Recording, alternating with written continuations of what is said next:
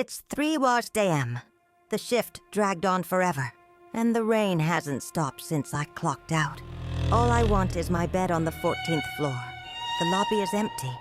Just the hum of the vending machine and the drumming of the storm against the glass.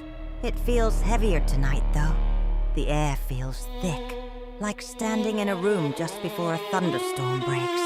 The elevator takes too long to arrive, but eventually the bell chimes.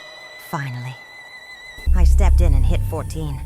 The doors slid shut, cutting off the lobby noise, leaving just the mechanical whir of the cables. I leaned back against the wall, closing my eyes for a second. Then the jolt hit. Not a stop, a drop. A violent shudder that shook the whole cabin. Then the lights died. Just like that. No emergency alarm, no fan. Just dead silence and the smell of ozone and old grease. My heart hammered against my ribs. I fumbled for my phone to use the flashlight, but my fingers felt numb. Then the power surged back. But it wasn't right. The lights buzzed with a sound that drilled into my teeth. A high-pitched electrical scream. The light itself felt colder, sharper. I looked at the panel. The floor numbers were gone. No 7, no 14, just a blank black screen. The elevator started moving again, but it wasn't going up. It felt like it was sliding sideways. I tried to press the open door button, but the plastic was cold as ice. Then the bell chimed. We had arrived. Somewhere. The doors ground open. I expected the 7th floor. I expected my neighbor's doormat. But there was nothing. Just wall. Solid, wet brick inches from my face. It smelled like a basement that had been sealed for 50 years.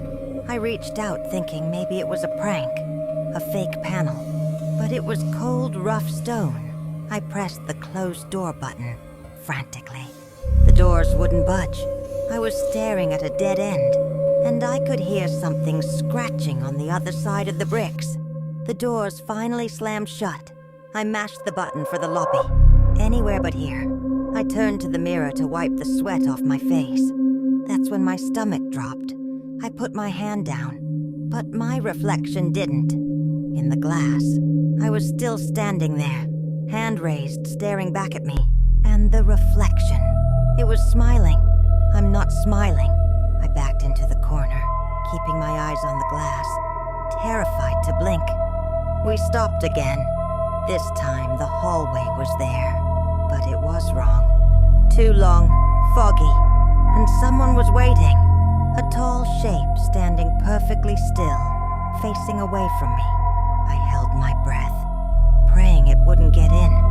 The doors started to close, and just as the gap narrowed, the thing's head snapped around. I didn't see a face, just smooth skin. No eyes, no mouth.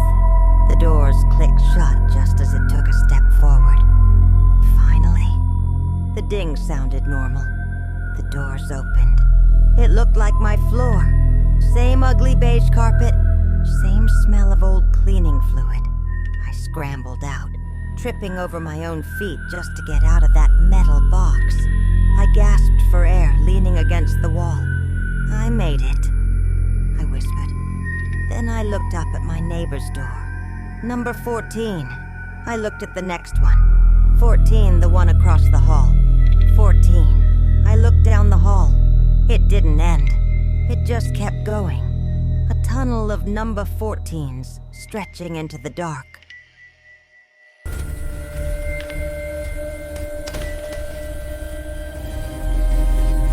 I spun around to get back in. To go down. To go anywhere. But the elevator... it wasn't there. No buttons, no doors, just seamless wallpaper. I ran my hands over the wall, scratching at the paper, screaming for help. But the sound didn't travel. It just fell dead on the carpet. Then, the lights at the end of the hall clicked off. Then the next one, and the next one. Darkness was coming for me.